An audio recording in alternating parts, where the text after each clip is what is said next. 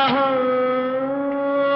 ఒక మనసుకు నేడే పుట్టిన రోజు,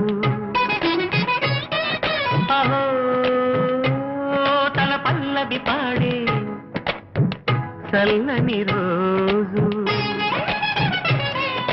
ఇదే ఇదే